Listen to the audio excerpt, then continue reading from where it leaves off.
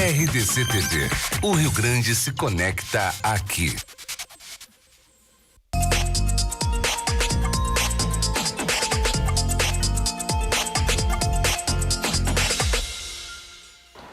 Muito boa noite, no ar o programa Cruzando as Conversas, a sua companhia de final de noite, de segunda a sábado. Eu sou Vitor Dalla Rosa, apresentador convidado de hoje. A proposta de desmilitarização da polícia consiste, por meio de emenda constitucional, unificar as polícias civil e militar em um mesmo grupo. A medida tem como principal objetivo tornar a abordagem policial menos violenta, alterando principalmente a forma como os policiais seriam treinados. Atualmente tramitam no Senado e na Câmara dos Deputados 2 projetos que defendem a desmilitarização da polícia. A PEC 102 de 2011, que autoriza os estados a desmilitarizarem a polícia militar e unificarem suas polícias. E a PEC 430 de 2009, que visa unificar as polícias civil e militar dos estados e do Distrito Federal. Além de desmilitarizar o Corpo de Bombeiros e atribui outras funções para as guardas municipais. No entanto, desmilitarizar é a melhor opção para a segurança pública. Para debater este tema, recebemos e agradecemos as presenças do ex-presidente da Associação dos Oficiais da Brigada Militar e médico dermatologista coronel José Carlos Ricardi, do tenente-coronel da Reserva da Brigada Militar, com especialização em políticas e gestão em segurança pública, Adriano Klafke, da Guarda Municipal em Canoas, mestranda em Segurança Cidadã pelo Instituto Latino-Americano da URGS e militante do Grupo Policiais Antifascismo, Luciana Rocha, e do advogado e professor de Direito, Fábio Balestro. Lembramos que a sua participação no programa é essencial. Envie a sua pergunta ou comentário através de Facebook/RDC TV Digital. Bom, antes de começar falando sobre a desmilitarização, gostaria de falar sobre a militarização, porque o telespectador entenda um pouquinho o porquê que as polícias do Brasil, as polícias estaduais, são consideradas militares, já que são o principal contingente de reserva das Forças Armadas. Eu acho que talvez a gente poderia começar por aí, Coronel Ricardi. Na verdade, em primeiro lugar, a polícia militar é polícia militar porque desde o tempo da monarquia, depois da república, se entenderam os governantes da época que era uma organização com características muito importantes para servir a comunidade, né? E tem dois grandes binômios no servir a comunidade. E a organização fala muito nisso. Hierarquia e disciplina, que são os nossos paradigmas, é o nosso norte. Quer dizer, as polícias militares do país, bem como polícias militares de outros países com outros nomes, né? Nós aqui mantivemos Brigada Militar, quase todos os demais estados da Federação chamam Polícia Militar de São Paulo, né? Nós mantivemos Brigada Militar, até porque isso foi uma briga, porque o gaúcho é muito aguerrido e não queria, e gosta de manter a tradição. Nós não, mesmo depois de 64, em que houve uma unificação, houve uma subordinação, o artigo, o decreto 667, que tornou as polícias militares reserva do Exército Nacional. Eu sei porque meu pai na época era coronel, então ele foi um dos que brigou muito, depois acabou comandante da brigada, né? Se tornou comandante da brigada, ele gostava, tinha amor à corporação até pelo próprio nome e pela tradição. Mas então, já falando em desmilitarização e militarização, é o seguinte, né? Uma coisa que me chama a atenção e que já me diz muito: tu não vês nenhum marginal militarizador. Os marginais todos querem a desmilitarização. Certamente nem todos que querem a desmilitarização são marginais, mas todos os marginais, à exceção de muito poucos. Normalmente os únicos marginais que não querem que a brigada não seja afastada do seu convívio são os presidiários, que lá eles sentem realmente assim, que nós temos limites. A polícia militar, né, porque temos a Polícia Federal, temos a Polícia Civil, temos a Brigada Militar, temos a Polícia Rodoviária Federal, né? A que tem característica militar realmente é a Polícia Militar ou Brigada Militar aqui no Rio Grande do Sul. E, na realidade, a Brigada Militar ela é uma força extremamente respeitada, respeitosa e só vagabunda que não gosta dela. Algum que outro, por ideologia, quer desmilitarizá-la. Mas tu vai ver, tu vai começar a puxar o fio assim. Eu sou médico e eu frequentemente eu faço enquete, tem gente que ninguém me vê de branco e pensa brigadiano, né? Oficial da brigada, coronel. E eu gosto de perguntar quando vejo algum assim delinquente que vem encostar comigo por algum problema da minha área, eu pergunto assim, o que tu acha? Tu não acha que deveria desmilitarizar a brigada? Claro, esses brigadianos. Não tem um marginal que não queira desmilitarizar. Por quê? Porque nós somos organizados, nós somos honestos, eu digo, falando a maioria. E a minoria, quando não é, nós botamos para a rua automaticamente. Nós somos muito cuidadosos uns com os outros, né? Quer dizer, na Brigada Militar não prospera do coronel ao soldado, que hoje tem curso superior, o soldado, o coronel é bacharel em Direito e faz um concurso extremamente disputado, né? Para teres uma ideia, no último concurso para oficial da Brigada Militar, para capitão, eram bacharéis em Direito, era 40 por 1, era mais disputado que a Medicina, né? Que é um curso muito ambicionado. Então eu vejo sempre com muita reserva quem quer desmilitarizar. Eu acho que quem quer desmilitarizar não gosta de organização, não gosta de controle e gosta da esculhambação. E agora eu vou parafrasear o presidente eleito agora, o nosso esfaqueado Bolsonaro. Se o PT é contra essa escolha minha do ministro, é porque eu acertei. Bom, se querem a nossa desmilitarização, é porque nós estamos andando bem, nós somos corretos, somos muito eficazes, apesar de todas as deficiências, de todas as nossas vicissitudes. Então, realmente, quem não gosta de brigadiano, bom sujeito não é. Ou é ruim da cabeça ou doente de algum outro lugar. Eu vou passar então a palavra para alguém que defende a desmilitarização, mas acho que é bom dizer que talvez defender a desmilitarização não necessariamente significa ser contra a Brigada Militar. Não, né? Contra a militarização, né? Exatamente. Professor Balestro, até que ponto, eu pergunto para o senhor, até que ponto esse caráter militar das forças policiais ele pode ser prejudicial à ação policial no contato com o cidadão? Bom, primeiro, boa noite aos telespectadores, boa noite aqui aos colegas da bancada. Eu queria apontar, na verdade, alguns fatos. Não se trata de ser contra a brigada ou não, né? Eu acho que é uma questão que a gente tem que analisar a partir de uma outra ótica. Qual o modelo de policiamento mais eficaz? É isso que nós queremos. Nós queremos um modelo, nós, enquanto cidadãos, queremos um modelo de policiamento mais eficaz, que seja melhor, inclusive, para os próprios policiais. Acho que isso é fundamental de ser dito antes de mais nada. E aí, qual o modelo que os policiais acham que é o mais efetivo? Seria o modelo militar? Segundo uma pesquisa que o Fórum Brasileiro de Segurança Pública fez em 2014, entrevistou mais de 21.101 policiais, não, exatamente, 21.101 policiais em todo o país. 77,2% eram contrários à manutenção deles como forças militares. 77,2%. É um número que... Nós falamos que aqui seria um debate que podia cruzar as conversas, né? Eu só oponho sobre o Fórum Brasileiro de Segurança Pública que ele é, evidentemente, ele é preconceituoso sobre alguns aspectos, é evidente as posições preconcebidas do Fórum. E essa e as perguntas, a metodologia de pesquisa é muito fraca. Eu vejo que as perguntas são direcionadas, elas são posicionadas de forma a induzir resultados. Não são. Aí eu vou Vamos fazer o seguinte, vamos deixar o professor então ele concluir o raciocínio dele, depois eu passo para o senhor fazer o contra. Eu acho que fica claro, né? Ou seja, diante de uma pesquisa que mostra um resultado que não gostam, a solução é qual? Se desqualifica quem faz a pesquisa, que é um órgão seríssimo, que presta consultoria para inúmeras secretarias de segurança, inúmeras forças policiais no país inteiro. E eu acho muito representativo que, defendendo a militarização, nós tenhamos 2 oficiais, 2 coronéis.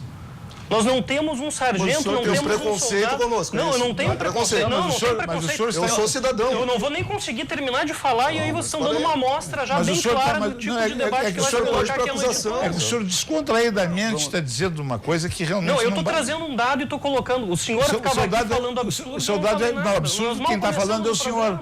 Absurdo quem está. Não pode dizer que eu estou falando absurdo. Coronel, Mas como é que o senhor vai dizer eu que eu não estou falando consegui absurdo? terminar de falar. Mas tu não pode dizer que eu inicial. sou. Menino, tu não pode dizer que eu sou. Não, mas você acabou de apontar para mim e dizer a mesma coisa, senhor. Absurdo? Tu disseste que eu disse falar. Qual é o absurdo que eu disse até agora? Eu não falei absurdo nenhum. O senhor está trazendo falas do candidato eleito Jair Bolsonaro, dizendo que não sei o quê, quem não gosta, Só querendo dizer que só vagabundo. quase 60 milhões de votos. O senhor vai gente questionar vai- isso? eu vou- O senhor vou está ter que desconsiderando os retirar o programa. brasileiros? Eu não tenho condição. O senhor não eu consigo respeita nem a concluir uma maioria. fala. Eu não Então, consigo vamos concluir fazer o uma seguinte, fala. vamos deixar o professor concluir o raciocínio dele. Não consigo concluir. Até porque eu acho que é importante para o debate, para quem está nos Mas não, assistindo, ele- né? Que o mas debate ele não pode ele ficar pra onde Não, mas eu posso terminar O de senhor falar. depois, né? O senhor Vocês claro não que pode. conseguiram me Pode e deixar deve. terminar de falar, tiveram que saltar, porque tem um dado objetivo, pesquisado, e continuam me interrompendo, Isso é uma amostra da ausência. Do problema da militarização é esse, é que eles estão acostumados a achar que os coronéis podem falar o que quiserem e os soldados têm que obedecer. Com o debate, é diferente. Não, mas como? O senhor não me deixou terminar de falar ainda. E eu que não estou acostumado a debate. O senhor não me deixou terminar de falar ainda. O senhor não conseguiu terminar. Não. Eu estou quieto, Qual foi o questionamento? O senhor disse que havia. O senhor serviu o viés, exército brasileiro, o senhor serviu, o senhor já usou um desqualificou. Isso não coturno. tem a ver. O senhor já usou um Isso não coturno. tem a ver. Isso não tem Pelo a que eu vi, ver. o senhor não usa nem cordão nos seus sapatos. Nem o senhor está de mocassim e está Sabe falando por que eu do vim? meu Porque sapato. eu vim muito... porque eu queria que eu fosse Está de coronel. mocassim. Tá, A gente está debatendo o mocassim e o sapato. Só um minutinho. Só um minutinho. Não, só vamos terminar, concluir os raciocínios, porque senão o coronéis, não vai conseguir formar o juízo crítico. O público está vendo. O público está vendo. Claro que o público está vendo, por isso que elegeu o Bolsonaro. É esse Por o favor, debate. professor. É esse o debate. Aí não vai ter O como. público está vendo, elegeu o Bolsonaro. Vamos ouvi-lo. Por favor, professor. O senhor conclui seu raciocínio, por favor. As polícias militares no Brasil são as únicas polícias militares do mundo. Não é fácil. As únicas. Bom, eu não vou poder falar. Tem que ficar interrompendo. Falsos. Não é um dado falso. Vamos ver qual é o dado. Você nem sabe qual é o dado. Você nem, o senhor nem sabe militares qual do mundo. Não, Únicas o senhor me esperou acabar o Não, concluir? vamos lá então, vamos lá. Perfeito. Então posso voltar agora? Claro, Posso com voltar? certeza. Olha, que coisa boa. Então, a polícia militar é a única polícia do mundo que não tem a função de investigar. Isso é falso? Isso é um dado falso? É relativo. A sua organização tem a função Tem, de investigar? tem. Não. Há um órgão de inteligência, conduz suas próprias investigações. Não é a função legislativa que foi dedicada Nós a ela. investigamos o nosso pessoal, nós investigamos, nós temos... Não. E outra coisa, investigação criminal, nós entregamos para a Polícia Civil. Isso é missão constitucional.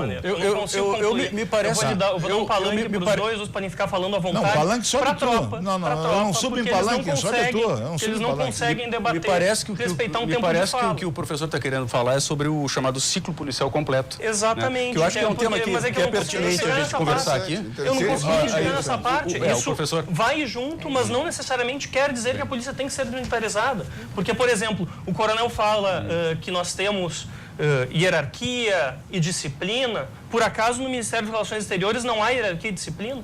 É uma organização Diferente, civil. muito diferente. É uma organização civil. Muito diferente. É possível ter uma organização civil com hierarquia e disciplina? Se isso é essencial à polícia, e eu concordo que isso representa um bom papel da polícia, O que isso você não considera precisa ser... ser militar? Eu vou devolver a pergunta. O que os senhores consideram ser Não, militar? não. O senhor está dizendo que, falando da desmilitarização. Então, o senhor está Gostou do dizendo meu- que gostou do ser meu militar é raciocínio. inconveniente. O que o senhor considera o ser militar? Eu vou trazer uma... Eu espero conseguir concluir dessa vez.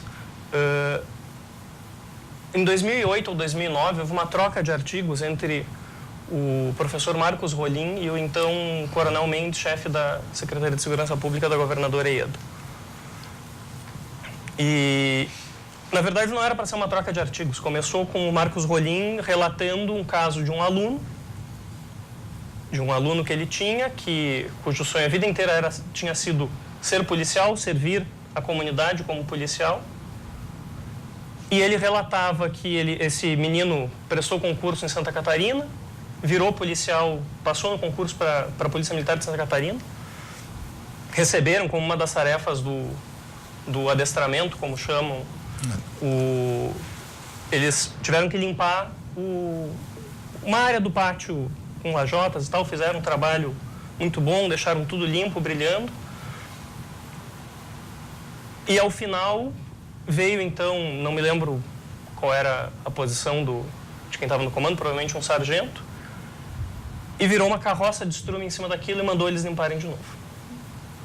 E o menino ficou indignado com aquilo e foi até o local. Eu não me lembro do artigo agora, eu me lembro do artigo, não me lembro das minúcias do artigo. Ele foi fazer a reclamação sobre aquilo.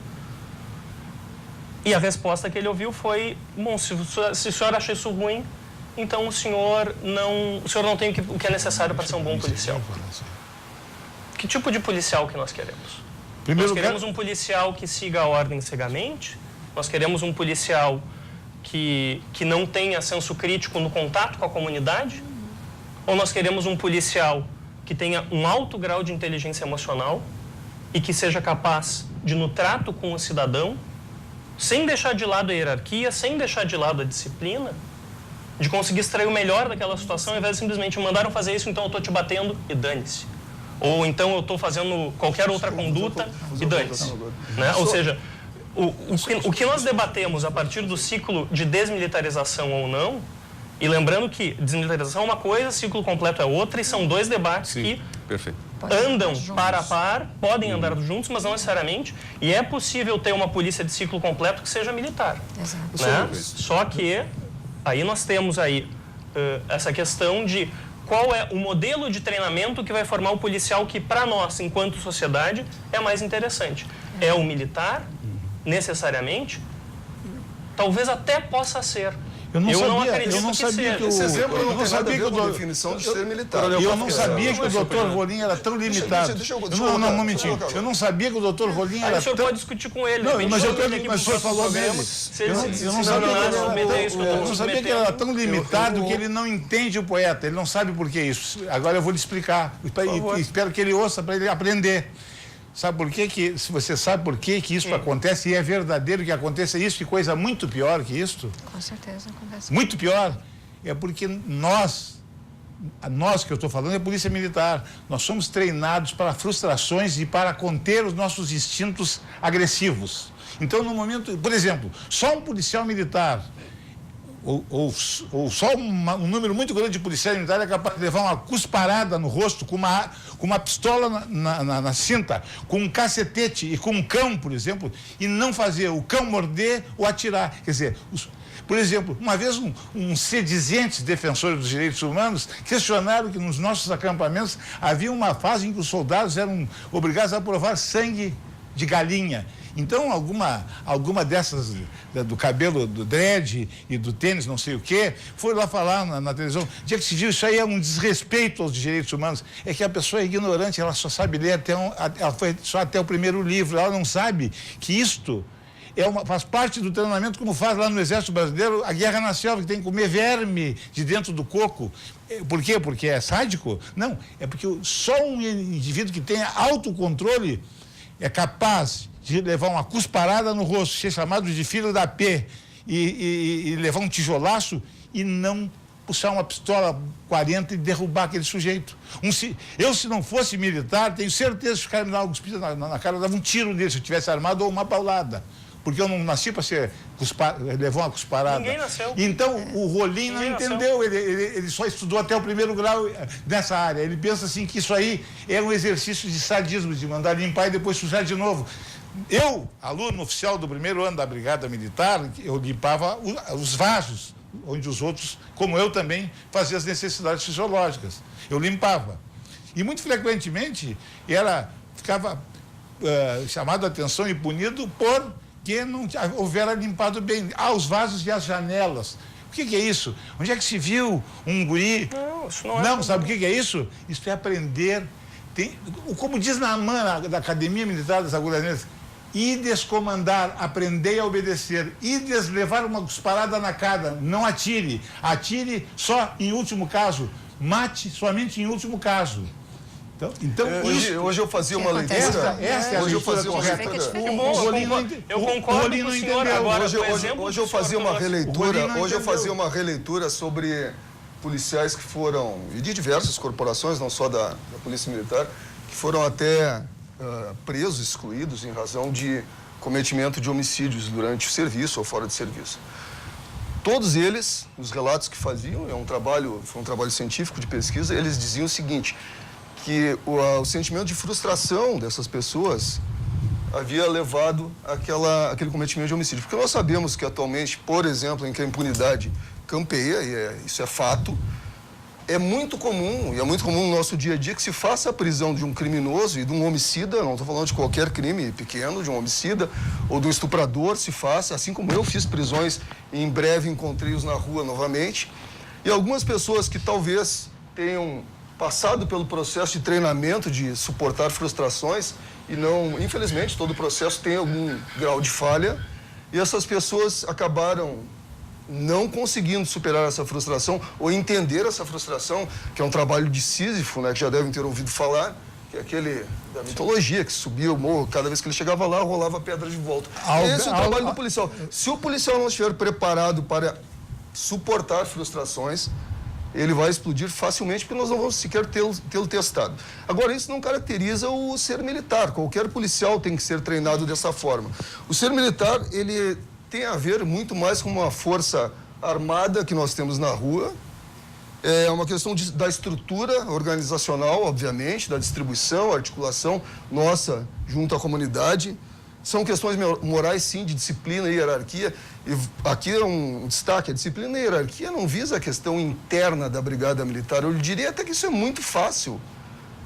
O senhor sabe onde fica a academia da Brigada Militar? Onde é que fica ali? Qual é o bairro mesmo? A antiga... Não, a Academia da Brigada Militar. A atual, eu não sei o nome do bairro. Sempre foi no mesmo lugar, mas é que o senhor não conhece, o senhor está falando de algo que não conhece. Eu entrei em 85 na Brigada Militar. Eu entrei em 85 na Brigada Militar. Em 85, antes da Constituição de 88, portanto, não havia toda essa modificação constitucional, bem-vinda em grande parte, em outras partes não tão bem-vindas à Constituição, com várias falhas, obviamente. E eu lhes digo o seguinte: desde o meu ingresso na Brigada Militar, nós jamais fomos treinados, jamais foi falado, treinado ou sequer induzido sutilmente que o cidadão fosse o nosso inimigo. Muito pelo contrário. Primeiro dia que nós colocamos os pés na academia, formação de oficiais, num vestibular que à época era feito junto à PUC, dos mais concorridos na época, os primeiros lugares da PUC estavam na nossa turma de ingresso na Academia da Brigada Militar, no curso superior de formação de oficiais. Lá, desde 85, éramos treinados, sim, para suportar frustrações, tensão, pressão intensa. E qual era a intenção? Era justamente ver quem conseguia manter o controle. Quem não conhece, quem não lida com a rua, sabe, talvez não saiba disso, que não é no discurso, se tenta fazer a verbalização. Muitas vezes nós somos desrespeitados, atacados, pode ser com pedra, com tiro, etc.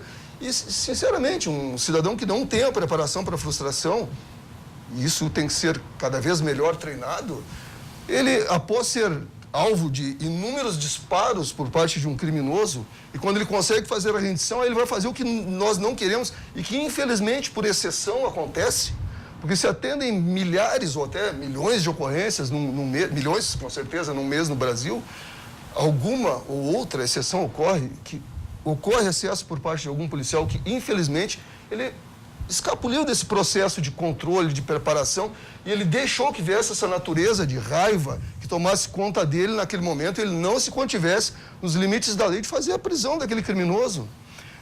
Eu volto lá, 1985, antes da Constituição de 88, então, nós sempre fomos treinados nesse sentido, da preservação do cidadão, do respeito ao cidadão, do limite da lei, que a lei é o nosso norte, de fazer a prisão, cessou qualquer emprego de força a partir do momento da contenção de um criminoso, que a proteção ao cidadão em primeiro lugar. Eu termino em 87, final de 87, a academia. Antes, portanto, também da Constituição de 88, eu chego no 3º Batalhão, uma unidade com oficiais muito antigos já, que O coronel comandava na época da década de 60, provavelmente, final.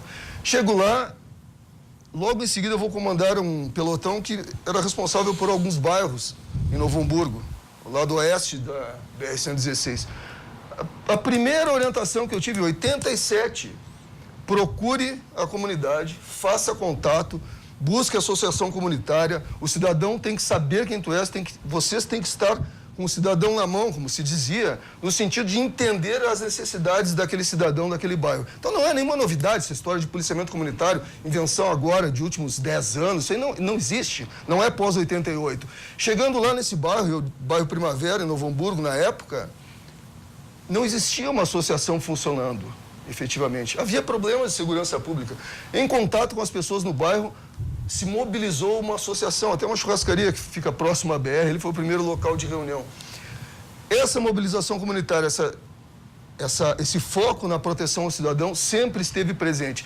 Aí, bom, entrei, a brigada era militar, é militar. Antes da Constituição de 88, nós já tínhamos esse pensamento. As polícias militares vêm desde 1775, Minas Gerais, a primeira instituição. Passaram por várias modificações, de missões, inclusive. As missões no policiamento já vinham de antes de 69, antes do 667. O 667, o decreto, ele traz para o âmbito federal essa presença da polícia militar nas ruas no policiamento, de forma um instrumento de regulação federal. Se fala da subordinação ao Exército, IGPM. O Exército, olha, o contato que nós tínhamos em termos de relacionados com o policiamento era quase nulo. O Exército, o que tem? Determinados controles da União, porque a União detém alguns controles, é a União que delega, obviamente, ao Exército para fazer esse controle através da IGPM, que era o controle de efetivo, de armamento, somente questões gerais. As polícias militares têm, sim, a função de reservas do Exército, assim como inúmeros civis têm funções de reserva do Exército. Agora, aquela que está mais apta a ser mobilizada num caso, digamos, de guerra, obviamente a Polícia Militar, porque já está organizada, já tem pelo menos um mínimo de condições de armamento, já tem condições pelo menos de assumir as questões internas enquanto... Claro que nenhum de nós deseja chegar a esse ponto de uma guerra com um país estrangeiro, obviamente, não se quer isso, mas são as polícias que são as polícias militares mais preparadas para uma mobilização imediata. E claro que nas falas se percebe muito um ranço vinculado ao que se chama ditadura militar, ou o que aconteceu nesse período em que havia dois blocos ali, né, durante a Guerra Fria principalmente, e nenhum dos dois, convenhamos, que era... Nem quem disse que lutava por democracia, lutava por democracia. Ali ninguém... Eu acho que não precisamos entrar tanto nesse aspecto, mas podemos trazer muitos dados ali, que nenhum nem outro. O Fernando Gabeira, esses tempos, falou, foi muito ciente, né, que o refazer o Brasil, o reconstruir, ou seguir construindo o Brasil, precisa pôr um pouco a consciência no lugar correto, né? Eles não desejavam também democracia. Só finalizo já. As questões de repressão que aconteceram, muitas delas eram feitas... Podendo se interromper, eu queria só lhe fazer uma pergunta.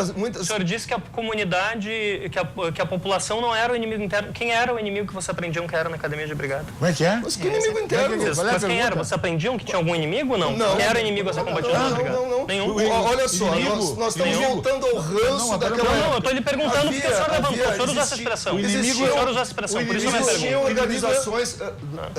históricas, né? Isso é dado histórico. Não em 85, quando o senhor entrou já não existia mais. Sim, mas o inimigo quem falou que nós tínhamos inimigos? Não, eu estou lhe perguntando, porque o senhor disse que nós não aprendemos que o cidadão era nosso inimigo interno. O inimigo um criminoso é um cidadão que naquele momento ele é criminoso. Ele é um cidadão criminoso, muito bem colocado. Ele não é um inimigo, ele era um inimigo. É criminoso. Ele é um cidadão criminoso. Não, eu vou tirar assim. Ele é um cidadão até certo ponto. Quando ele passa a ser criminoso, ele vai ser tratado como criminoso. Alguns direitos dele são suprimidos. Um cidadão... De acordo, temos total acordo. Um cidadão, na amplitude dele, tem direito à liberdade. Temos total acordo. Naquele momento que ele passa a ser criminoso, ele vai ter suprimido a sua liberdade. Então não vamos igualar esse cidadão ao criminoso. O criminoso é uma condição especial. O delinquente é o inimigo. A gente vai ter que ir para o intervalo, depois a gente retoma. O Cruzando as Conversas faz um breve intervalo, já voltamos, não sai daí.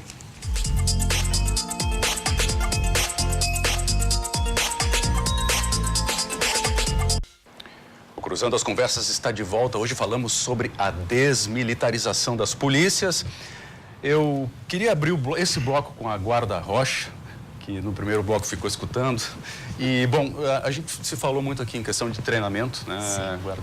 E eu acho que talvez possa dar um pouco do teu exemplo em relação a essa questão de como o treinamento pode realmente fazer com que o profissional que está lá na ponta, em contato com o cidadão, ele saiba exatamente qual é a melhor forma de tratar esse cidadão, né? O treinamento é uma questão crítica para a gente, né?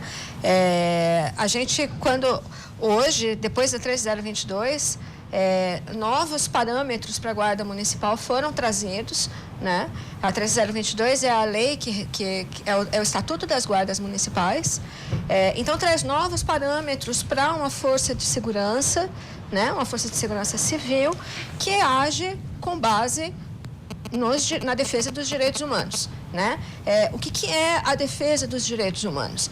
É direito à liberdade, é o direito à propriedade, é o direito de estar em segurança, é o direito de estar em segurança, é o direito a uma moradia, é o direito ao lazer, ao direito, enfim, vários direitos, né? Diferente do que as pessoas alegam que defende bandido, não é. O norte dos direitos humanos é a defesa da pessoa que nasceu. Apenas por nascer, o indivíduo já está protegido pelo conjunto de princípios e leis que defendem os direitos, que os defende, que defende a existência desse indivíduo. Então, a Guarda Municipal, as guardas municipais, elas são regidas por esses princípios, né? No treinamento, é importante que fique bem claro que a gente passa por isso. Nós temos aulas de direitos humanos, nós tivemos o Coronel Klaff, que era o nosso secretário na época, e nós passamos por um treinamento com policiais civis, nós passamos por treinamento com advogados e com profissionais que lidam com seres humanos. E isso foi passado para a gente. Vocês estão lidando com seres humanos. Prestem muita atenção, porque a legislação vai cobrar isso de vocês. Nós estamos investidos, nós usamos um uniforme, nós estamos representando o Estado e os direitos humanos servem para proteger o cidadão do autoritarismo, do totalitarismo, né? Então, o Estado não pode fazer o que bem entende com ele, né? O indivíduo está protegido por leis que os defende do Estado. Então, se a gente que está dentro do uniforme, a gente não tiver bem claro isso, a gente incorre em quê? Abuso de autoridade, né? Abuso de autoridade a gente pode cometer com qualquer cidadão.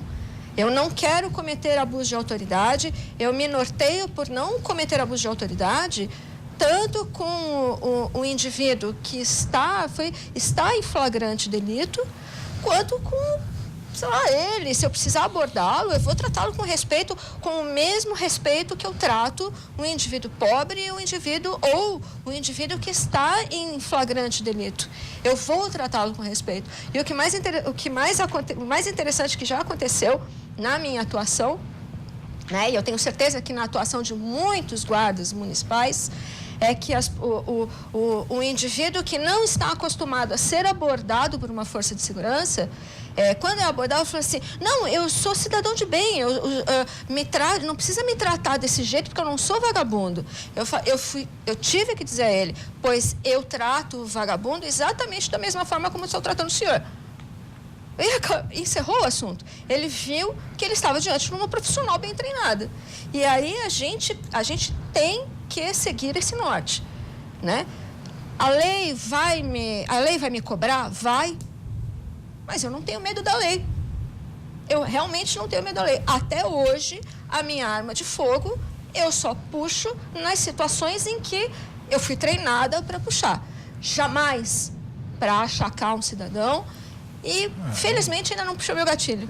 Fora do ambiente de treino. Mas isso aí é o ideal. Isso é o nosso concordar com a Luciana que isso é trabalhado isso diariamente, é insistido sobre isso, essa abordagem. É claro que a Luciana falou ali, ela não entrou no detalhe da abordagem. Evidentemente, dependendo das circunstâncias, dependendo do local, do risco que se sabe presente naquele local, vai se gradar esse tipo de abordagem. Exatamente. Até em quantidade de efetivo, na maneira, na abordagem, eu diria, mais enérgica sobre o cidadão. O que não quer dizer agressividade, não quer dizer agressão a esse cidadão, mas eu sei que as pessoas até muitas vezes criticam, o policial estava com a arma na mão na hora da abordagem. Bom, em determinadas situações e na boa parte das situações de risco, é indispensável que o policial esteja com a arma preparada para uma reação, porque, infelizmente, ocorrem reações por parte de criminosos. Eu só quero fazer um relato pequeno aqui, e quando se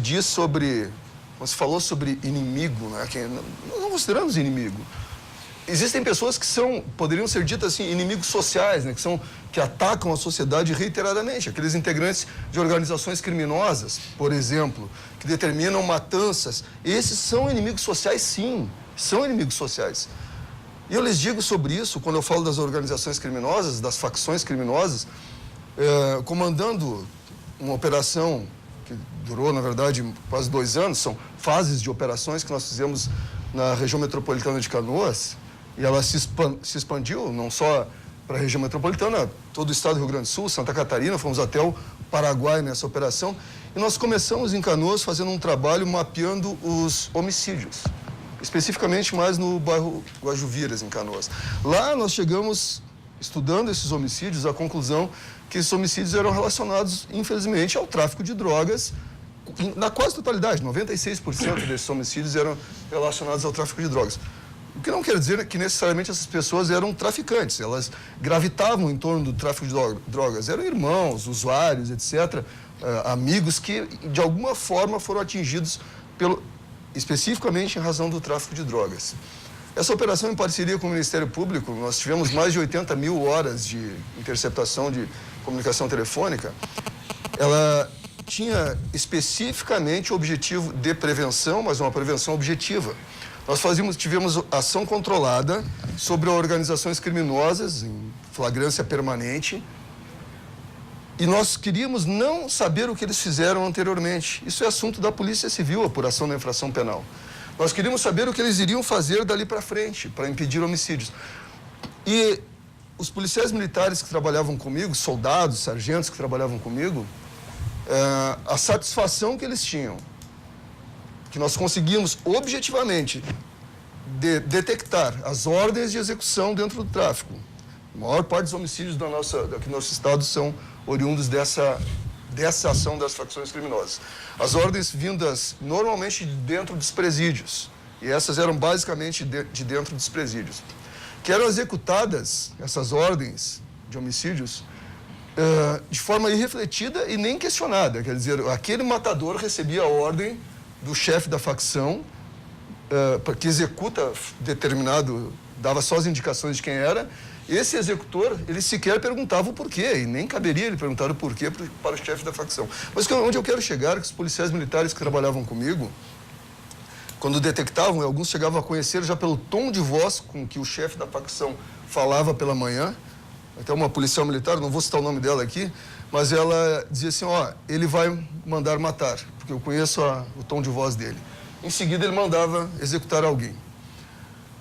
Nós ficávamos numa corrida louca para identificar a posição dos celulares, quem eram os executores, quem eram as pessoas que tiveram a morte determinada. Quase a totalidade desses que recebiam ordens de execução, como eu disse, uns 96% relacionados ao tráfico, mas quase a totalidade desses 96% eram criminosos, envolvidos com o tráfico e criminosos com antecedentes criminais severos. O esforço que os policiais militares que trabalhavam comigo faziam, e nós obtivemos resultados efetivos, nós impedimos as mortes objetivamente, não é uma suposição pela presença, não. Nós fomos lá e impedimos, prendendo antes por um porte ilegal de arma, sem expor a operação, e impedimos execuções de criminosos. Se nós tivéssemos esse espírito de eu quero matar o criminoso, eu deixava matar. Criminoso... Não, nós não temos esse espírito. Não é esse o nosso espírito. Não é esse o espírito do nosso soldado. Não é. Se nós temos problemas, provavelmente temos. Precisamos de investimento, melhorias? Claro que precisamos. Quem não precisa? Aliás, tudo funciona bem no Brasil, a educação funciona bem, a saúde funciona bem. É claro que não. Nós temos problemas. Mas eu lhes digo, nós fazemos com que pouco que se tem, se faz muito. E eu fiz esse relato porque eu vi a satisfação dos policiais militares quando impediam mortes. E eles estavam impedindo mortes de criminosos, não era essa separação, a vida de um e a vida de outro, era a vida de qualquer um. E outra, nós tínhamos a plena consciência de que o poder de morte na mão dos criminosos, das facções criminosas especialmente, isso cria cada vez mais poder, ele se retroalimenta, esses chefes de facção se tornam paradigmas de sucesso lá nessas comunidades, eles vencem o sistema porque são presos e são soltos, como um agora foi recentemente preso num roubo a banco, explosões de caixa eletrônica, Coronel Bicaco, se não me engano a localidade. Aí nós vamos ver a lista do nome das pessoas, fulano de tal, homicídio 3 vezes, fulano de tal, homicídio 2 vezes, situação, liberdade provisória. Como é que se pode conceber alguém com 26 anos de idade, com 2 homicídios em liberdade provisória? É homicídio, é integrante de facção criminosa. E aí nós vamos no próximo passo. Quanto mais criminosos impunes, criminosos graves principalmente, impunes nas ruas, e essa sensação de impunidade os torna mais ousados, mais dispostos ao confronto, mais capazes de recrutamento nas comunidades. Nós temos que quebrar esse ciclo. Não podemos continuar com esse ciclo de impunidade. Aí o senhor já está entrando em outro tema, que é o tema da questão do judiciário. Não, mas não entrando em outro tema. O elevado número de confrontos, o elevado número de confrontos, e talvez, e não é esse que se diz, essa história de polícia que mais mata não é verdade, não é desse jeito. O que eu digo é o seguinte, se nós tivermos um maior número de confrontos, resultante dessa impunidade, a probabilidade é matemática que nós teremos um maior número de mortes. E, claro, maior número de mortes de criminosos, maior número de mortes de policiais, e assim como têm sido executados muitos policiais, só pelo fato de serem identificados como policiais.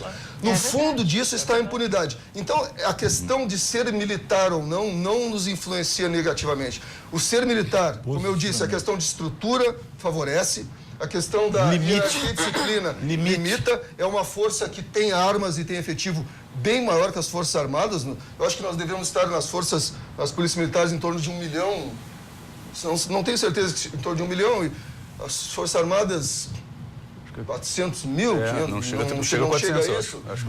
O Exército tem 270 mil, pelo menos é o último número que eu lembro que eu vi. Então, é uma força que tem que ser controlada. Eu só faço uma fala aqui, eu discordo de muitas coisas que o Marcos Rolim fala, mas eu li certa vez que ele fez um artigo também, eu não lembro se foi para o jornal, não lembro qual foi o jornal. Foi muito interessante, porque ele disse o seguinte, que ele tinha um grande preconceito para com a Polícia Militar, e depois conhecendo um pouco mais a Polícia Militar e a Brigada Militar, ele chega à conclusão que sim, tem problemas, tem coisas a serem resolvidas, assim como todos nós temos, mas que a Polícia Militar era mais apta a se prestar à defesa do cidadão. E, na verdade, aí eu volto àquilo que eu falei antes. Quando eu entrei lá em 85, desde lá, e eu não conheci ninguém da Brigada Militar, tudo que foi me dito, e que eu levei adiante isso nos meus dias, na minha carreira, foi no sentido que nós estamos ali para proteger o cidadão, cumprir a lei. Criminoso é criminoso, sim, vai ser tratado como criminoso, vai ser preso. Se ele resistir a disparar contra nós, vai receber o que é devido. Sim. E é assim que nós agimos. Então, nós não fomos treinados com essa suposição, esse ranço que se diz do ser militar, tratar como se fosse uma guerra contra as pessoas na rua. Não existe isso. Professor Balesso, só pegando aqui como o Coronel Klafke falou da questão do sistema, né? E aí tem muitas questões envolvendo questões culturais, né, também, da própria sociedade. Será que o problema realmente é a militarização ou o problema é toda essa realidade que envolve a questão policial no Brasil e da segurança pública no Brasil? Primeiro eu queria colocar... Desculpa, eu vou te interromper, só falando... Isso é interessante. Foi interessante aqui que o Vitor falou. Nós não podemos isolar a Polícia Militar Porque nós estamos dentro de um contexto de segurança pública, um contexto de ordem pública que é muito maior do que se pensa. A ordem pública vai bem até naquele sentido que a Luciana estava falando. A ordem pública tem tudo a ver com direitos humanos. É a busca de um estado de tranquilidade, em que as pessoas possam conviver pacificamente. É isso que se quer. As pessoas têm que estar dispostas a isso. Se nós mantivermos um sistema de impunidade, em que os crimes se cometem, as desobediências, as regras de convivência, elas ocorrem e nada em consequência disso, nós não teremos um convívio bom. Agora, falasse em direitos humanos, falasse em direitos humanos, eu acho que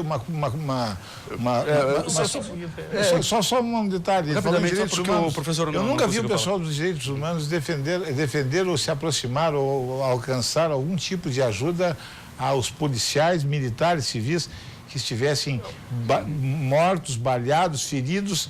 Eu sempre vi os direitos humanos preocupados com o marginal, o bandido, o excesso da polícia. Então a polícia, sim, ou ela se omite, ou então ela é abuso de autoridade. Os direitos humanos são a coisa mais querida para os marginais. Se após a intervenção dele eu puder fazer a minha declaração por favor. Claro, não, por favor. Não, fica à vontade, eu falo depois. Primeiro eu queria dizer que eu não tenho discordância em praticamente nada com a fala do que o coronel Adriano colocou. Eu concordo que o sujeito que comete crime doloso contra a vida deveria ser prioridade das forças de segurança, deveria ser prioridade do judiciário. A gente gasta muito esforço cuidando de coisas que não são tão relevantes, quando, por exemplo, a gente fica pegando o aviãozinho do tráfico e querendo que eles fiquem presos. Mas isso ou seja, eu tenho pleno acordo. Acho que o sujeito que comete aos 26 anos tem 2 homicídios nas costas, ele é um caso que deveria ser olhado com mais cuidado para uma preventiva. Nós não temos discordância nisso. Da mesma maneira, não tenho nada contra a instituição Polícia Militar, muito menos contra os policiais. Muito menos contra os policiais. Não se trata disso. Se trata, como eu coloquei no início, do qual é o modelo que será mais efetivo para a sociedade brasileira. É esse o debate que está sendo colocado. Então, esse libelo que o senhor fez em defesa da Polícia Militar, tenho total acordo. É uma instituição que tem a sua trajetória, que tem seus erros, como o senhor mesmo colocou, que tem muitos acertos que também têm que ser defendidos. Não sou... O senhor não tem um adversário, ou usando o vocabulário que o senhor tinha usado. Estou brincando com o senhor, não leva a mal um inimigo aqui nessa cadeira. Mas o que eu queria colocar, e de novo, vou me remeter à pesquisa que eu havia mencionado, do Fórum Brasileiro de Segurança Pública, de 2014, entrevistou 21.101 policiais, dos quais 80,1% acham que, devido à militarização, palavra dos policiais, não minhas, tá? Há muito rigor em questões internas e pouco rigor em assuntos que afetam a segurança pública. Palavra dos policiais. Pegando um outro gancho. O coronel colocou a AMAN como paradigma de treinamento e adestramento, etc. Na AMAN, os recrutas morrem, reiteradamente. Como é que é? Reiteradamente morrem recrutas durante o processo de adestramento na AMAN. Mas esse treinamento morre na aviação, morre na aviação, morre na AMAN. Não me parece que seja aceitável que nós tenhamos cidadãos que desejam servir a população na qualidade de policial, correndo o risco de vir a óbito, não no enfrentamento com a criminalidade, mas durante o processo de treinamento. Inclusive, deixa eu só concluir. Não, o senhor me deixa concluir, por favor. Por favor, coronel. Deixa eu só concluir e depois o senhor faz seu parênteses. Não é os magotes. Cadete Lapoente, por exemplo. Há uma inscrição na AMAN, há uma placa colocada pelo Estado brasileiro em memória do cadete Lapoente, dentro de um acordo que foi feito pelo Estado brasileiro com a família do cadete, em um processo que teve que ir para organizações internacionais em resposta, pelo cadete e por todos os cadetes que morreram durante o treinamento na AMAN e, no ano seguinte, a colocação da placa, morreu mais um cadete. Então isso não é aceitável. Morreu do quê? Na circunstância de adestramento. Morreu do quê? Na circunstância de adestramento. Morreu do quê? Eu perdi um colega meu num exercício que nós fomos fazer, exercício, fardados, armados, capotou o caminhão numa curva e ele morreu. Ele estava em treinamento. E aí? Não, eram casos de tortura. Eram casos que foram considerados análogos à tortura. Então tu está falando... Não, isso é uma linguagem... Bom, enfim, continuando o que eu vou colocar... Eu concordo. E aí eu quero só colocar... Eu vou colocar... E aí é defesa de direitos humanos que a gente não pode admitir que se diga que direitos humanos defende bandido, quando direitos humanos está defendendo a integridade física, moral, mental de um recruta e dizer que, pô, morreu. Pá, que pena, morre assim mesmo. Isso é defesa de direitos humanos. A gente não quer, nós não queremos que agentes de segurança pública morram. Mas morre salva-vida no litoral salvando vidas. Mas é diferente de morrer no treinamento. De morrer no treinamento. Só deixa eu concluir. Eu quero lhe remeter uma coisa de volta. Deixa eu só concluir, eu quero lhe remeter uma coisa de volta. Eu vou concluir e eu tenho uma indagação para o senhor mesmo. Para quem? Para mim? Sim. Coronel Adriano, eu vou lhe colocar antes para quem falou que direitos humanos não defende policiais. Nós temos um exemplo gritante, que foi a vereadora assassinada Marielle Franco. É verdade. Cujo gabinete de defesa de direitos humanos se preocupava, em larga medida, com as famílias dos policiais que haviam sido assassinados no exercício da profissão. Da mesma maneira, o gabinete do deputado Jefferson Fernandes, aqui na Assembleia Legislativa, trata muito com as famílias de policiais que sofrem ou que perdem familiares no exercício da profissão. Aqui na Assembleia Legislativa do Rio Grande do Sul, pessoal de direitos humanos. Então, eu queria... Isso daí é importante. E aí eu vou lhe colocar... Foi degolado pelos colonos lá... Pois é, mas é que o senhor escolhe o que saber. Coronel Adriano, o que eu queria lhe perguntar... Que houve uma degola o que eu queria lhe colocar... O senhor vai negar isso? Que os direitos humanos não fizeram nada? Nada. Claro que fizeram. Você vai negar que o soldado... Bom, o senhor está falando de, sei lá, 38 anos atrás. Não, agora do Tatu Bola, que o soldado Hélio levou um tijolaço dos meninos... Até lembrar do seu tipo físico. Eu vou ignorar o que o coronel está dizendo, vou lhe dirigir o coronel Adriano. O senhor colocou que é interessante para a polícia se manter militarizada pelo... Para a polícia não, para a população, para a polícia não. É interessante para a polícia. É impressionante, eu não consigo. Deixa ele falar, doutor. Eu quero lhe colocar exatamente porque o senhor colocou a hierarquia e a disciplina como elementos. Eu acho que a gente já pode considerar que a hierarquia e a disciplina também existem em organizações civis, muito como o próprio Ministério das Relações Exteriores. Acho que os nossos diplomatas são tremendamente adestrados e treinados, e qualquer um que tenha passado próximo da carreira diplomática vai estar de acordo com isso. Então, a minha pergunta é, por que manter militar? Perceba, não é acabar com a hierarquia, não é acabar com a disciplina. Eu estou lhe perguntando, o senhor acha que só existirá hierarquia e disciplina e que um contingente armado terá que ser necessariamente militar? Porque a Polícia Federal tem acesso a armamento de ponta e não é militarizado. O emprego é bastante diferente. Em primeiro lugar, o emprego é bastante diferente, certo? O emprego é bastante diferente. A exposição a situações de estresse é muito diferente. Em regra, a Polícia Federal, a Polícia Civil comparecem em operações previamente sabidas, se sabe basicamente o que vai acontecer, é um preparo todo direto para aquilo ali. O policial militar, por exemplo, é exposto todo dia a situações de estresse imprevisíveis. Ele pode dobrar a esquina, se deparar com uma circunstância tal, diferente, fora do planejamento, sem um comando imediato sobre ele. Eles têm que estar internalizados, sim, uma disciplina e hierarquia, e são diferenciados. Durkheim fala lá em 2007, ele fala sobre uma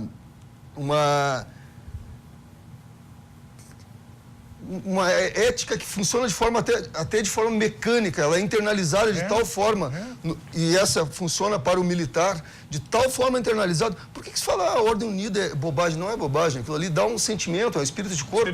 É a mesma coisa quando se joga um futebol, etc. Bom, mas na Ordem Unida é um pouco mais intenso, é a presença de comando sempre. Ele faz só o que se manda. Não pode desmerecer o policial militar. O policial militar, principalmente na atualidade, o policial militar se submete a um concurso, ele entra já com ensino médio. Não são pessoas ignorantes, são pessoas que têm condições de passar em outros concursos, estão ali na Brigada Militar e não são coitadinhos, não, são profissionais. Esses profissionais sabem se defender. Se eventualmente ocorre algum excesso ou algum abuso, isso pode ocorrer em qualquer instituição, ele sabe também os caminhos da defesa dele. Não tratem o policial militar como um coitadinho, que não é. Ele é um profissional, é um policial e é um profissional que sabe se defender. O porquê ser militar? Sim, nossas forças são maiores. Veja, por exemplo, nas circunstâncias, e vai dizer, não são só os batalhões de choque, as unidades de choque. É muito comum nós termos circunstâncias excepcionais que nós precisamos do emprego de maior efetivo, e esse efetivo tem que estar altamente treinado e tem que estar internalizado esse controle e, inclusive, esse agir sob comando. Toda vez que ocorreu algum incidente foi quando alguém escapuliu desse comando e tomou uma atitude indevida. Por quê? Porque, como eu disse antes, todo processo pode ainda haver uma falha e uma perda. O policial militar tem que ser altamente treinado. É uma ética própria, mais severa, que o militar tem, e não tem nada a ver com combate ao inimigo, essa coisa que é pintada com base num ranço anterior que não tem fundamento algum. Eu vejo isso, e talvez se encontre em outros órgãos, mas acho que não de forma tão intensa. Essa disciplina interna, quando se falou há questões internas ali, isso não é altamente priorizado na Polícia Militar. Nós não ficamos cuidando as questões internas, elas funcionam na base do respeito mútuo que nós temos internamente. O que tem, sim, é controle do exercício da função pública. Isso não é questão interna. Se ele deveria se fazer presente em algum lugar, o policial militar, isso não estou falando só de soldado, né? Coronel também, se ele deveria se fazer presente, se ele deveria tomar uma providência e não tomou, ele vai responder por isso. Mas por que isso? É porque fez um mal para a Brigada Militar? Não, porque o deixar de cumprir a função dele é crime. Atinge a comunidade. Mas a Polícia Civil é a mesma coisa. Então, a minha pergunta é por que militar? Né? E eu lhe pergunto por que outro tipo de policiamento. É a mesma coisa e nós não São Paulo é a mesma coisa. Mas assim, e aí eu quero só deixa eu lhe colocar um parênteses para lhe perguntar, é objetivo, é uma frase. Por que, por exemplo, se o seu modelo militar é tão bom, por que os Estados Unidos não usa? Por que o Canadá não usa? Praticamente todas as polícias americanas têm, sim, estética militar. Não, mas a estética militar é diferente de ser militarizado. Porque nós chegamos à conclusão de que hierarquia e disciplina... Por que a Guarda Civil Espanhola é militar? Por que os carabineiros do Chile são militares? E são reconhecidos... Eu posso lhe responder historicamente por quê. São reconhecidos... Vou deixar o senhor concluir e lhe respondo. Sim, mas são militares, não são? E são reconhecidos acima da Justiça, acima do Ministério Público, que lá tem outro nome, eu não recordo agora o nome do Ministério Público, estão muito acima, e aliás, por muito tempo estiveram acima da igreja e de outras instituições no reconhecimento da comunidade chilena, e são militares. Qual é o problema? Na Itália, a gendarmeria... A gendarmeria não tem a gendarmeria não é militarizada, não tem a função dessa polícia de contato com a população. De onde que não? No interior da França. Então o senhor não conhece. A gendarmeria francesa, a gente tem um modelo. É territorial, existe a polícia eu não vou falar a pronúncia correta, a polícia, mas seria a Polícia Nacional, que trabalha nos municípios com mais de 5 mil habitantes, e a gendarmeria exerce com ciclo completo e é militar nas demais localidades da França. Então, o que o senhor está dizendo não é verdade. Exerce o contato com a comunidade. Está lá, é fácil de pesquisar isso. A gente volta a discutir essa questão das comparações internacionais no próximo bloco. O Cruzando as Conversas vai a mais um breve intervalo. Não saia daí.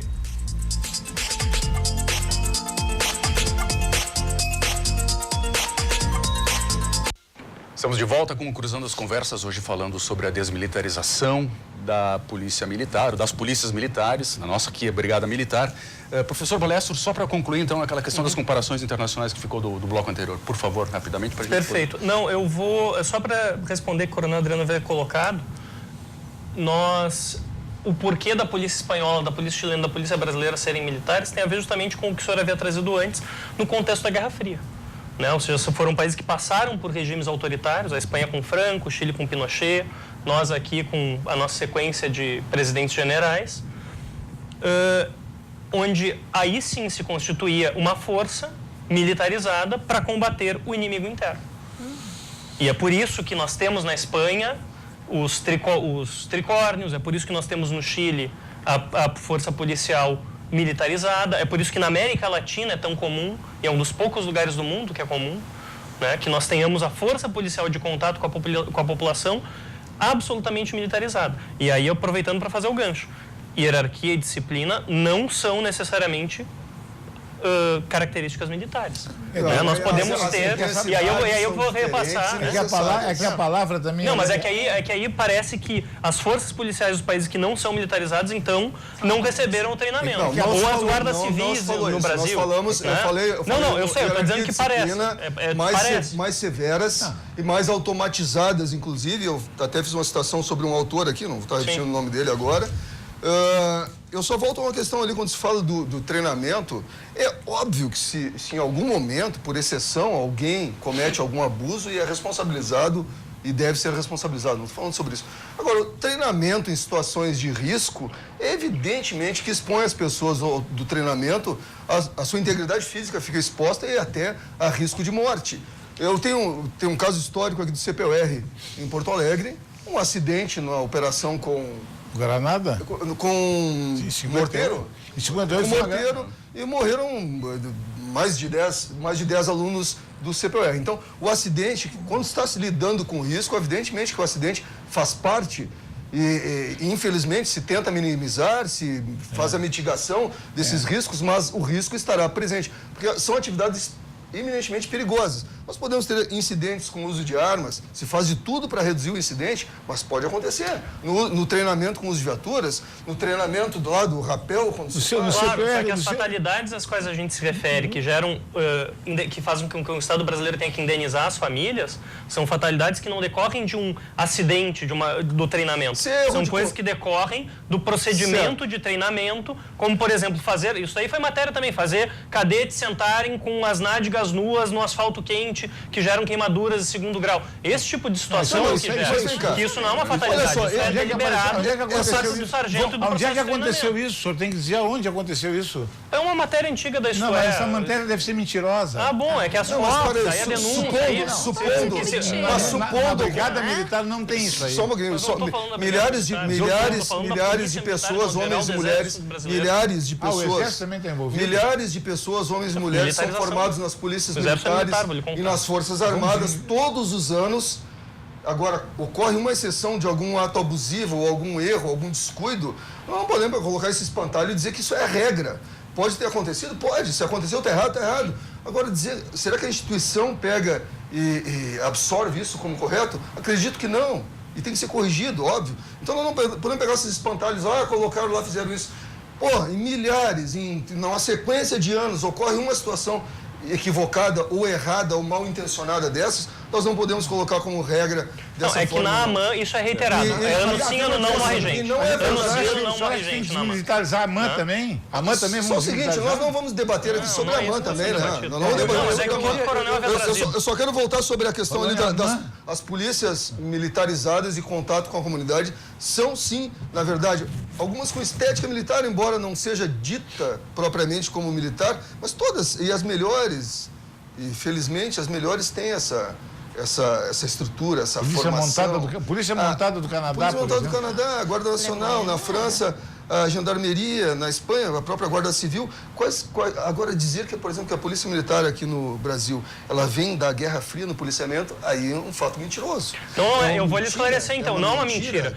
As polícias militares eram os antigos... Não, eu vou lhe esclarecer. As polícias militares eram os antigos exércitos estaduais. Cada estado da Federação dos Estados Unidos do Brasil tinha o seu exército. Realizavam policiamento enquanto exércitos estaduais. São aquartelados pelo Getúlio Vargas depois da Revolução de 32. Sim. Aí eles são aquartelados, sucateados, viram o que a gente chamava de Batalhão Pedro Paulo, porque estavam absolutamente sucateados e aí andavam com cacetete, era isso. Não tem nada a ver com isso. E aí, isso não é ficção. Foi assim que morreu. A historiografia mostra isso. Pedro e Paulo não tem nada a ver com isso que o senhor está dizendo. Isso aí eram duplas de policiamento, assim como tinha Cosme e Damião lá para São Paulo. Mas não podemos dentro do contexto da Guerra Fria. Não tem mentira nenhuma. As polícias militares estavam no policiamento antes da Guerra Fria. Isso é fato. Ele está dizendo que Batalhão Pedro e Paulo, viu, doutor? Mas tudo bem. Não adianta levantar... Professor Valécio, eu só queria dar a oportunidade também, de novo, para a Guarda Rocha falar um pouquinho, porque para falar dentro dessa questão da militarização, do treinamento, o trabalho da Guarda Municipal em parceria com a Brigada Militar. né? Porque a Guarda trabalha também com a Brigada Militar. Eu acho que, Trabalhamos como é juntos. que é esse trabalho, a diferença, como é que é a diferença do trabalho dessas duas corporações atuando juntas? O trato, do ponto de vista do tá. treinamento. Na verdade, assim, nós trabalhamos juntos, existe uma orientação no município para trabalharmos juntos. De fato, ocorre, não, Isso é absolutamente ganha-ganha, entendeu? Porque a gente tem São complementares. a gente tem uma orientação. A questão é a seguinte: nós trabalhamos bem sem militarização. Nós não precisamos prestar continência, nós não precisamos fazer ordem unida, nós não temos hierarquias muito rígidas, né? E nós trabalhamos. Vamos colocar a coisa em perspectiva de tempo de existência e vamos colocar as coisas em perspectiva de investimento. Nos deem os investimentos que são feitos nas polícias militares pelos governadores e nós teremos nos deem os investimentos equivalentes. Não estou dizendo o governador investir na Guarda Municipal. Se nós tivermos o mesmo investimento que tem a Brigada Militar local, nós seremos um sucesso. Mas a gente vai ser A missão é diferente, Luciana. a missão de vocês é diferente. Claro, Tudo é diferente. Aí é que eu quero entrar. Cada um tem a sua missão constitucional e, portanto, a missão ela imediatamente supõe desde o fardamento, a armamento, munição, forma de organização, não dá para comparar. A nossa missão é a defesa do cidadão. Mas Luciano, nós temos um diferencial aqui. A Brigada Militar passa por um diferencial que talvez seja... Talvez não, é a maior demanda e que desgasta todo um investimento na Brigada Militar, que é o atendimento a chamados. O atendimento a chamados, ele é permanente. A população exposta o tempo inteiro, sofrendo na mão do crime, e, aliás, uma série de outros atendimentos que a Brigada Militar, as polícias militares fazem. Então, o atendimento a chamados, que não deveria necessariamente ser o nosso carro-chefe, e nós não gostaríamos que fosse, nós não queríamos que fosse, porque nós precisaríamos ter menos crime. E que nós temos uma perspectiva de aumento de crime. Agora, se eu pegar, fazendo um breve apanhado, o tráfico recebe um grande reforço a partir de agora, provavelmente do próximo mês, com a libertação indiscriminada, e é indiscriminada mesmo. Mulheres envolvidas com o tráfico por estarem grávidas ou com filhos até 12 anos. Decisão do STF. Até um detalhe, né, que eu não queria entrar na discussão sobre o partido, mas o PT me entra com uma ação contra o decreto federal que cria uma série de embargos para o PCC e o Comando Vermelho. Isso é péssimo. E aí vem o ministro Dias Toffoli e fala em libertação de 40%. Que número mágico é esse 40%? De onde ele tirou? Nós temos que reduzir o crime, não. Se isso vai resultar em redução de presidiários, provavelmente. Mas eu tenho que primeiro reduzir o crime, não é pensar, vou soltar e aí tudo bem, me livro do problema do penitenciário. Os presídios têm que ser reformados, têm que ser melhorados. Claro. Não investiram, deixaram sucatear. E agora a solução, isso não é solução séria, isso é uma brincadeira, uma piada, falar em libertar criminosos. Eu só concluo, por fim, aqui, quando o professor Fábio, o doutor Fábio, fala sobre os aviãozinhos do tráfico, etc.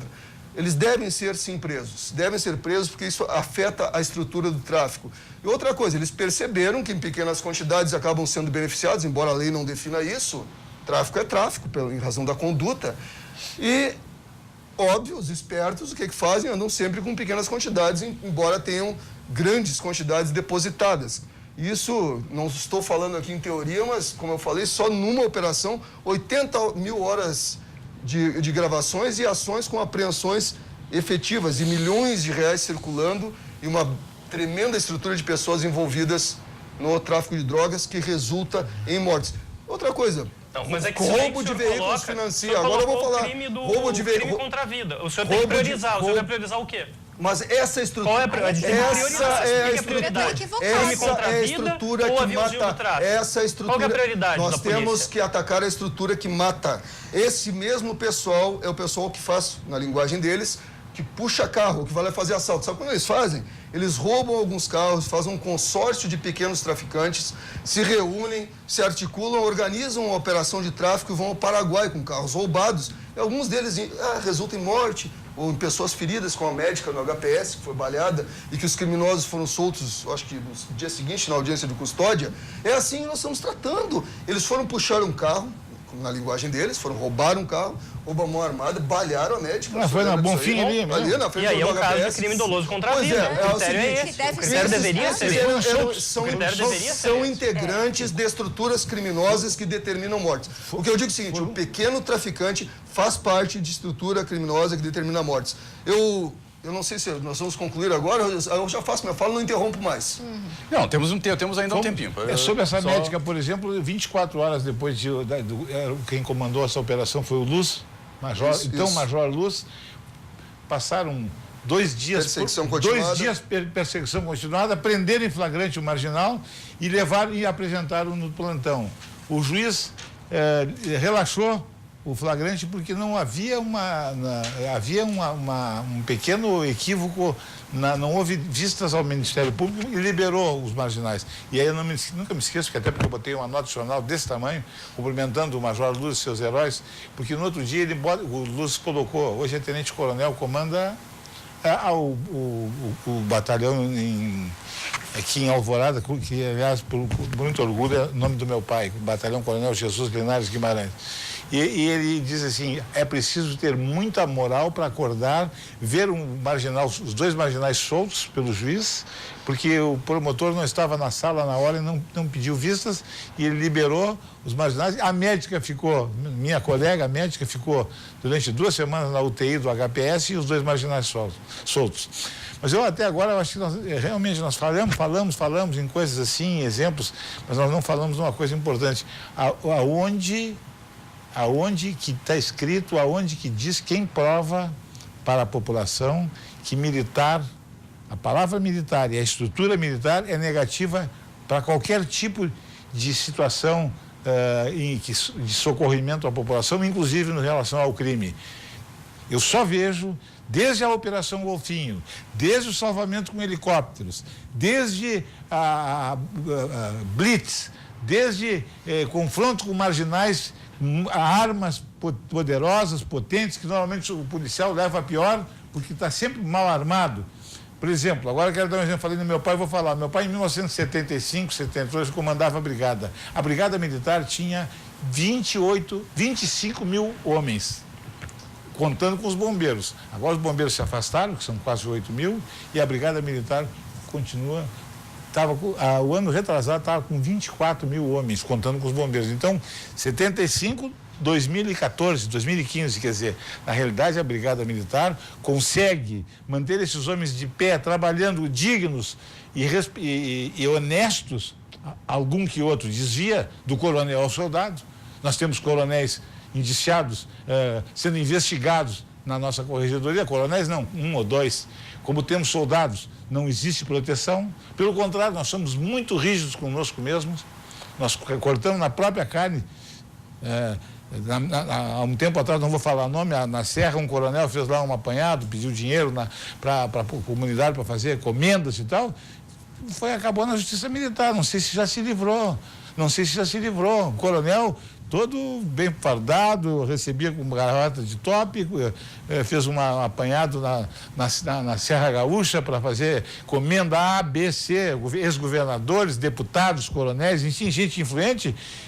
E ele foi indiciado em 82 fatos, não sei se já se livrou da Justiça Militar, e eu estava torcendo para que ele fosse condenado pelas coisas que eu vi ele fazer. Então, na realidade... É importante a gente saber... Mas, claro, não é... Quem é o senhor... Tá no jornal, eu não vou falar, já fui até processado por ele, mas ele perdeu, porque eu disse no ar, porque eu achava que só se o governador Sartori fosse burro ou louco, colocar um coronel indiciado em crimes de peculatos, estelionatos, falsidade ideológica. Eu acho que nós falando sobre o sistema, nós não deixamos... A Justiça Militar, digamos... Vamos lá, vamos colocar. A Justiça Militar, só um pouquinho. A Justiça Militar, na verdade, quando se criam esses... Agora, desmilitariza, que vai melhorar o quê? Até agora eu não vi nada. Por que desmilitarizar? Não, deixa eu continuar. A mesma coisa quando se fala da Justiça Militar. Na Justiça Militar, a bem da verdade, o que se tinha em mente, e sempre se teve em mente, é o seguinte: é quase impossível entrar lá, ser absolvido. Ser absolvido integralmente. Sempre sobra alguma coisa. Era muito mais rígido. E vou lhes dizer o seguinte, quando começa a se falar, passou para o tribunal de júri, passou, não tem problema. Se vai ver, a justiça militar sempre foi mais rígida do que as decisões do tribunal de júri. Porque o júri não é uma decisão técnica, é emocional. Se conseguir ser convencido, ele absolve. Diferente da justiça militar. Outra coisa, a justiça militar não é nenhuma caixa preta. As audiências são públicas. O Ministério Público que participa da justiça militar é o mesmo Ministério Público Estadual aqui do Rio Grande do Sul. Não é um Ministério Público específico militar. Não é militar, é civil. E tem que ser, né? E tem que Existem ser. juízes lá na justiça militar que são juízes civis que estão lá dentro, juízes auditores. Existem... Fernando Lemos, falecido Matias Nagel, está em tantos outros. Doutor Amilcar, que está lá. Doutor Amilcar, que está lá agora, que era promotor. Eu gostaria de poder dar a minha... O programa ele já está chegando no final. Eu tenho 2 minutos para cada um para as considerações finais, tá ok? Professor Balestre, podemos começar com o senhor de lá para cá, pode ser? Claro. 2 minutos, por favor. Os dados contra a desmilitarização são os dados que os próprios policiais, em sua vasta maioria, no Brasil inteiro, trazem. São os dados que a gente consegue obter comparando distintos modelos. Percebam, isso não é falar mal da Polícia Militar ou da Brigada Militar aqui no Rio Grande do Sul. Isso não é desmerecer a lista de serviços que a instituição presta à comunidade, como o coronel bem referiu. Isso é simplesmente, nós queremos o quê? Nós queremos o melhor modelo de policiamento para a sociedade brasileira. Tudo aponta, pode ser que não seja, mas tudo aponta, inclusive as referências internacionais que a gente vai buscar, e é o que apontam os próprios policiais ao serem entrevistados, o que aponta é, este não é mais o melhor modelo. Pode ter sido interessante em algum momento, pode ter funcionado em determinado momento. Hoje ele já não é mais o modelo mais interessante. Como nós queremos o que é mais interessante, como os policiais querem o que é mais interessante, o que melhor atende à sociedade, não é por isso. Eu vou relembrar aqui para deixar claro. 77,2% de 21.101 policiais entrevistados acham que o melhor é desmilitarizar. 80,1% desses mesmos 21.101 acham que a militarização leva muito rigor em questões internas e pouco rigor em assuntos que afetam a segurança pública. Então, essa é a opinião das forças de segurança. E não à toa, nós temos defendendo o processo de desmilitarização, uma guarda municipal, e nós não temos nenhum soldado, cabo, sargento defendendo o processo de militarização. Nós temos oficiais. Nós podemos trazê-los, não tem Eu problema. acho que isso tem que vir. Eu convido amigos nossos. 2 minutos, por favor. O que eu gostaria de dizer é que quando a gente fala de desmilitarização, nós não estamos falando de acabar com a polícia, ninguém está propondo uma insanidade. Como acabar, eu gostaria de falar, doutora, eu respeitei o horário, o tempo de todos vocês. Quietinha, por favor, eu gostaria de ter o meu tempo respeitado. Então, ninguém defende o fim da polícia militar. Tem uma galera que grita, o fim da polícia. Eu gostaria de falar, depois o senhor se defende. Quando a gente fala de desmilitarização, nós estamos falando de desvinculação da polícia, da força do exército. Simples, por uma questão de doutrina. O exército, as forças armadas defendem território de inimigos externos. Dentro do território brasileiro, quem é o inimigo da polícia militar? A polícia militar não tem inimigo. A polícia militar é uma força de segurança garantidora dos direitos humanos, da vida e da segurança dos cidadãos, seja lá qual for o cidadão. E a gente tem que olhar, eu já dei um exemplo meu aqui, eu olho para o cidadão que está num carro zero, da mesma forma que eu olho para o cidadão que saiu da vila. Porque os dois são cidadãos, os dois são pagadores de impostos e os dois contribuem com o pagamento do salário do funcionário público e merecem o mesmo respeito. Né? Então, quando a gente fala de desmilitarização, nós estamos falando disso. Nós estamos falando de uma mudança de doutrina, nós estamos falando também que é inevitável falar de porta única de entrada para as polícias, e nós estamos falando de polícia de ciclo completo, né? Porque dentro da Guarda Municipal, por exemplo, a gente pode falar de ciclo completo mitigado. Nós vamos fazer a investigação de grandes crimes? Não, os crimes que afetam o território municipal que está sob cuidado da guarda, esses crimes, dentro de uma polícia de ciclo completo, a gente pode sim investigar, por que não? Poderia. Nós vamos fazer, nós precisamos modernizar as nossas polícias, nós precisamos sair da caixinha para a gente poder ter uma polícia moderna. A Guarda Municipal é a polícia do futuro, que já está acontecendo agora. Nós estamos com a academia, o doutor está aqui estudando, não é? Eu estudo, eu faço mestrado, estou estudando segurança cidadã, porque nós precisamos, esse modelo de polícia que nós temos hoje não nos serve mais. Está começando a afetar os direitos, o respeito aos direitos fundamentais do cidadão. Tá ok. Coronel Klafik, 2 minutos, por favor. Bom, vamos lá então. Essa palavra, essa expressão desvincular do Exército não tem sentido algum. Eu já disse, o Exército não interfere em nada nas estratégias e nas políticas de segurança pública exercidas pelas polícias militares.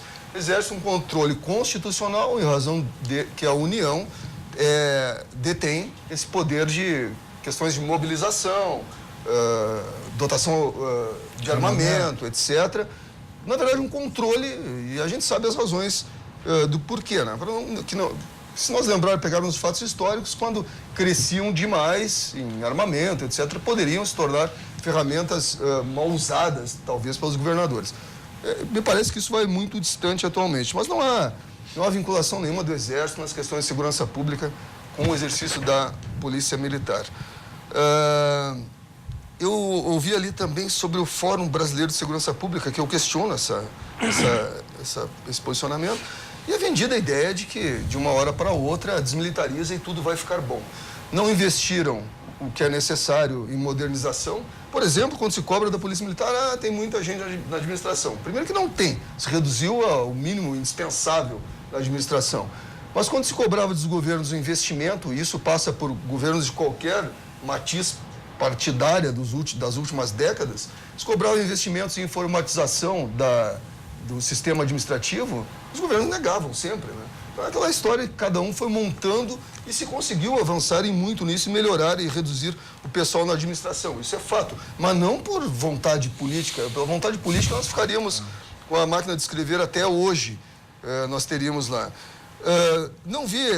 É bom lembrar a CONSEG, a Conferência Nacional de Segurança Pública de 2009, o segundo princípio aprovado foi o que manteve a estrutura atual das polícias militares. Lá participaram não só policiais, mas policiais, trabalhadores de várias áreas, pesquisadores, professores, estudiosos, todos, e foi decidido pela manutenção da polícia militar com a estrutura, com a investidura, com a estética militar.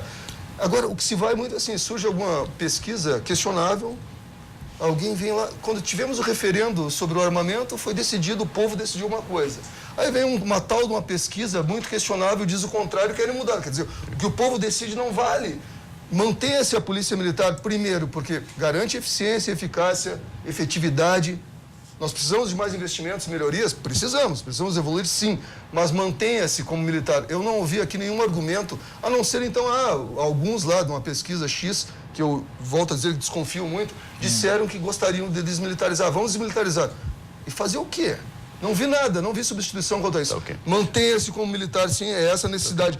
Manter atribuições da Constituição Federal, ciclo completo, e não há razão nenhuma para desmilitarizar. Tá ok. Coronel Ricardo, rapidamente, Eu quero prestar minha homenagem, então, às polícias militares na figura da Brigada Militar. Quero cumprimentar o comandante-geral da Brigada Militar, o Coronel Ikeda. Eu quero convidar o virtual futuro comandante da Brigada Militar, que é o subcomandante atual, Coronel honrado e militar de primeira, e policial militar de primeira grandeza, o Coronel Biaki, que realmente para a Brigada Militar será assim um grande ganho em termos de liderança na esteira do Coronel Ikeda. Então já quero fazer essa homenagem à Brigada Militar na figura do Coronel Ikeda e do Biaki, que provavelmente será, eu pelo menos da minha parte gostaria que fosse, porque eu conheço ele desde aluno oficial. Então o Coronel Biaki, se as nossas orações funcionarem, o senhor será o futuro comandante da Brigada. Ou então virá outro, eventualmente, do seu naipe, ou pelo menos semelhante. Quero dizer que a Brigada Militar, ela é uma força de segurança. O nosso inimigo é o crime, a nossa amiga é a população do bem. Nós frequentemente defendemos o criminoso versus outro criminoso, o que para mim sempre foi como cidadão um conflito. Muitas vezes eu, quando comandante de uma companhia do batalhão de choque, eu deslocava a minha companhia e tinha o meu medo, entre aspas, medo no sentido intelectual, que pudesse um policial militar, do soldado ao capitão, que era eu, pudéssemos perecer numa briga de quadrilhas que a gente ia defender, marginal versus marginal. E realmente lamentar o que vi até agora sobre direitos humanos, que sempre cuida muito mais dos direitos dos marginais, e parece que os policiais são marcianos, supraterrenos, e que estão sempre defesos. Não. O policial militar está, apesar de todas as vicissitudes, sempre, dia após dia. E tem mais uma coisa, e os brigadianos e os policiais militares que desejam eventualmente o afastamento, é porque o policial militar não tem direito a fazer greve, ele não tem direito a se ausentar do quartel, esse é crime militar, como aconteceu na Bahia. Tá ok. Então, Coronel, infelizmente o tempo do programa esgotou. Infelizmente está esgotado mesmo. Eu agradeço muito a sua presença aqui, o ex-presidente da Associação dos Oficiais da Brigada Militar, médico dermatologista, Coronel José Carlos Ricardi, tenente-coronel também da Reserva da Brigada Militar, com especialização em políticas e gestão em segurança pública, Adriano Klafke. Guarda Municipal de Canoas, mestranda em Segurança Cidadã pelo Instituto Latino-Americano da URGS, militante do Grupo Políticas Antifascismo, Luciana Rocha, e o advogado e professor de Direito, Fábio Balestro. Agradeço muito a sua audiência. Boa noite. Até a próxima.